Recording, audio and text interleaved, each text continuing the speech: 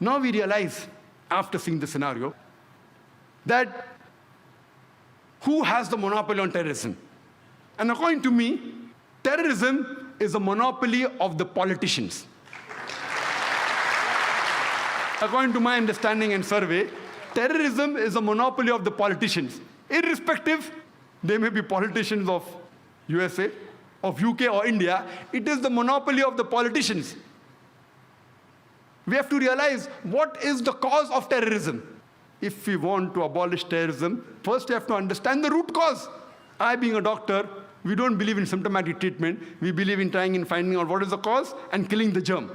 That's a better treatment. What is the cause of terrorism? The experts say that the cause of terrorism is injustice. When injustice is done on a particular group of people, when wrong is done on a particular group of people, they tend to retaliate. And that is the only cause of terrorism.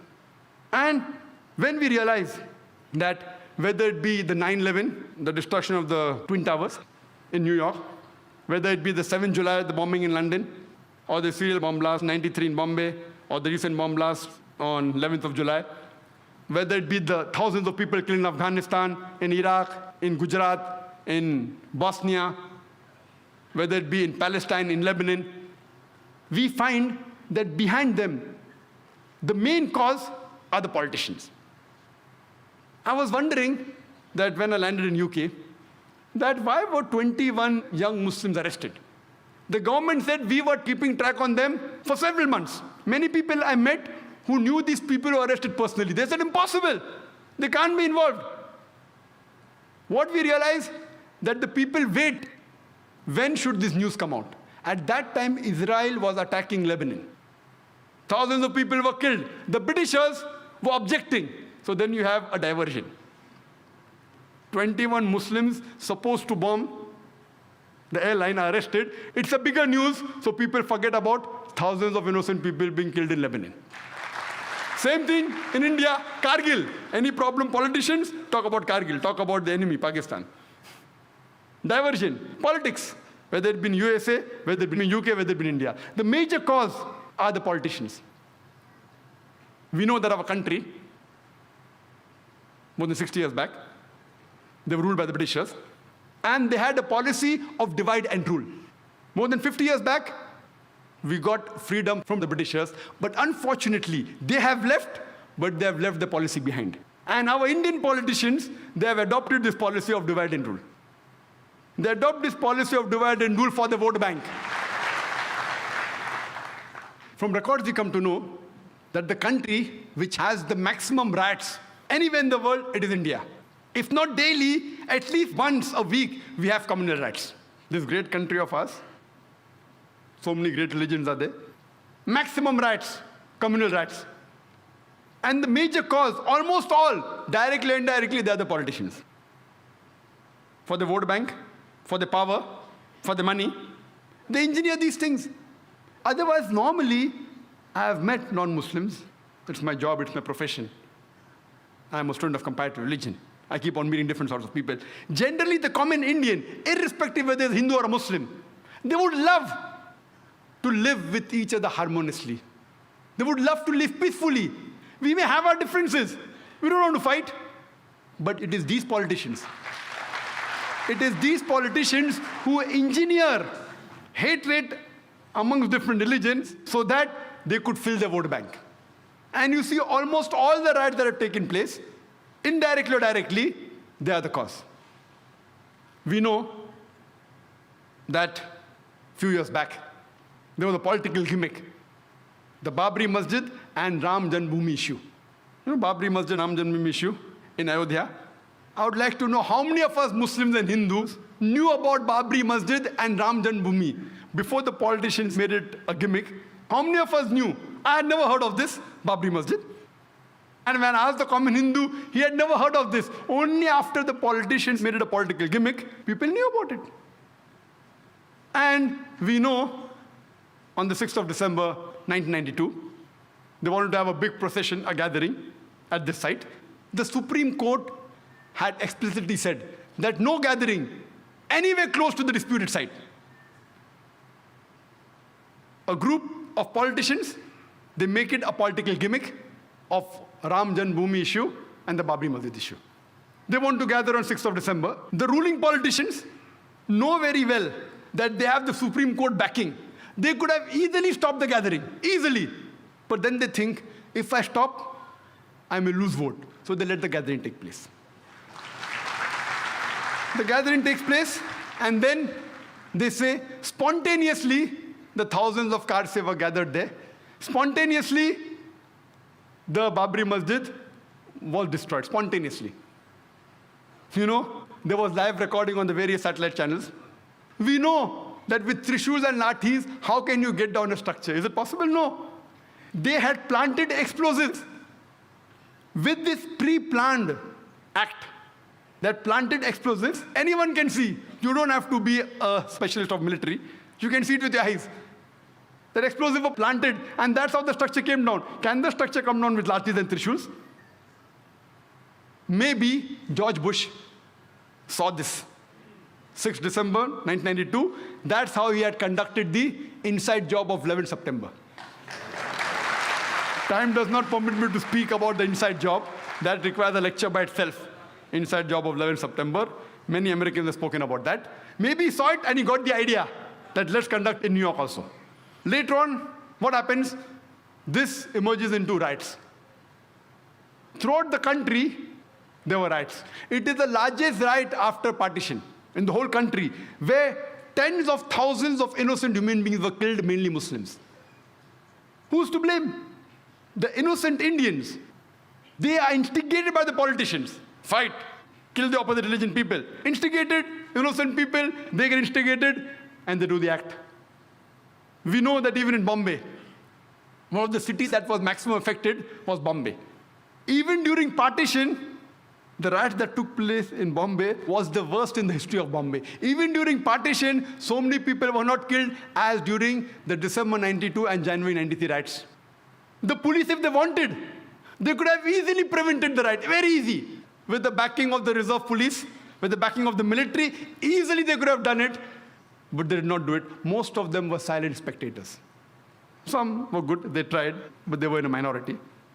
Majority were silent spectators, some were party to it. I'm aware that even the police is controlled by the politicians. So the police wants to do something, the politicians come in between. So the blame goes back to the politicians. Later on, the government appoints a single judge commission to appease the minority. And they appointed Justice Sri Krishna. It was famously called as the Sri Krishna Commission. And we know that Justice Sri Krishna, he was and is a devout and a practicing Hindu. But at the same time, he's an upright and honest judge, just like how we have Justice Suresh here. An honest and an upright judge. The verdict he gave, it did not go down the throat of the government. It takes a few years. And he had analyzed the full cases of the riots. He spoke with the politicians, with the police. Individually, he visited 26 police stations, analyzed the records, spoke with the police officer, junior and senior, spoke with the victims, spoke with the media, and after a great deal of research, he presented, we have this damning verdict of Sri Krishna Commission. He even gave suggestions, how can we prevent these riots? But, you know, it takes time. By the time this happened, the government says bygones are bygones. Because they know if they implement the report, they are afraid that they will lose the vote bank. At that time, to appease the minority, they appointed the commission. How many commissions? I don't know. I don't know how many commissions have been implemented. I think Justice Suresh can tell. How many commissions at the appoint have really been implemented in India? How many?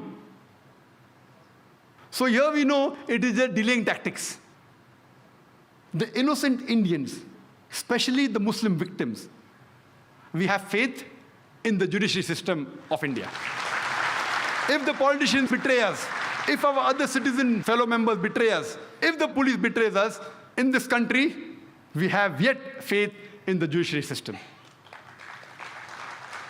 And we know that finally, most of the innocent people, whether they are arrested, etc., they are finally released. But the damage done to them, it cannot be undone.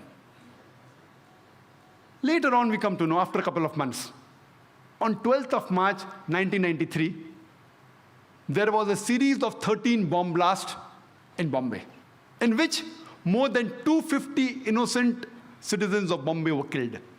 More than 250 innocent human beings were killed. And more than 700 human beings were injured. The opposition said, oh, planned everything. Justice Sri Krishna said, it was not meticulously planned, it was a retaliation. More than 1,500 innocent Muslims killed in riots in Bombay. More than 1,500 innocent Muslims during the Bombay riots of December 92 and January 93 were killed. It was a retaliation. And the authorities and the police said it was done by Muslim underworld with the help of some others. That's how the bomb blast took place. And they say, all of them agreed, even the police commissioner, they agreed that it was a retaliation to what had happened in Bombay.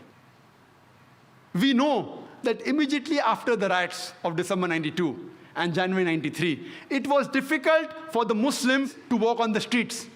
It was difficult for him to travel in the train, travel in the bus, to work in a non-Muslim area.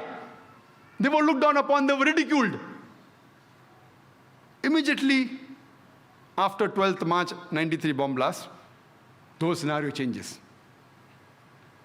Most of the Muslims, they know that killing innocent people is prohibited. Yet, they had a soft corner for these people who did the bomb blast. They were happy internally. In Islam, two wrongs don't make a right. Islam condemns this act. Killing innocent human being is to be condemned. You cannot kill innocent human being if somebody else has done injustice to you. You can't kill a third person even if you belong to the same community. Islam prohibits that. Whoever did it, whether Muslims or non-Muslims, whoever killed more than 250 innocent human beings on 12th March 1993, Islam condemns it. Most of the Muslims knew that killing innocent people is haram, it is prohibited, yet they were internally happy. But you cannot use wrong means to reach a right goal. You cannot. Islam does not permit that you use the wrong method to reach a right goal. There cannot be any justification. We realize that Muslims are harassed, they were tortured, they were killed, but you can't justify the killing of innocent human beings. Imagine the family of those more than 250 innocent human beings. When they come to know that the Muslims have killed us, they will think, what kind of religion is this? What wrong did they do? Did they harass you? The person who has harassed you, if you catch him and put him to trial and he is a culprit and you punish him, no problem. All religions give you permission. The innocent people killed on the street, what wrong they did to you? Imagine he will become a permanent enemy of Islam. Islam does not justify the killing of any innocent human being. It is to be condemned. When we realize the chain of sequence of events, who is to be blamed? We come to know that prevention is better than cure. Who is to be blamed? When we see the sequence of events, we come to know that if the opposition politicians, the politician from the opposition party, if they would not have used Babri Masjid and Ram Janmabhoomi issue as a political plank, the Bombay bomb blast in 93 wouldn't have taken place. Later on, the politicians in power, they could have easily prevented the gathering. They could have easily prevented the destruction of the Babri Masjid. Easily. They had the Supreme Court verdict. They had the military, they had the police, but they were afraid that if we do it, we'll lose vote bank, so they let the destruction take place. Second people responsible are the politicians in power. Third people, the innocent Indians, they are instigated against the minority. And they involve in killing of thousands of innocent Muslims. They are too responsible, but they're innocent people. Fourth people responsible is the police. The police could have easily prevented the riots in Bombay or anywhere in India, easily. The normal civilians, we aren't military trained. We cannot fight with the police. It's easy. It's very easy for the police of any city, especially Bombay, to prevent the riots. Very easy. Preventing terrorist attacks is difficult. I'll come to it later on. But riots is very easy. Easy. But they didn't do it. Some were afraid. There were a few who went out of the way and helped the innocent victims, but the majority were silent spectators. Some even were party to it. Some who were silent spectators, they were afraid that if we went against the politician, we would have been transferred. They too are to be blamed. Fourth people to be blamed are the police. Fifth, last, but not the least, the people who committed the bomb blast. Islam does not give permission to use wrong means to reach the right goal. All 5 categories are to be equally blamed. If you want to stop terrorist attacks, go to the root cause. Stop the injustice. Stop the wrong done to a particular group of people, and terrorism will stop. It is difficult for the police to stop the bomb blast. We know, we understand. It's not easy, it's difficult. But to stop the riots, very easy. Same case. You see most of the riots that took place in India, they have the same sequence, same people are involved, the details may differ. Same group of people involved.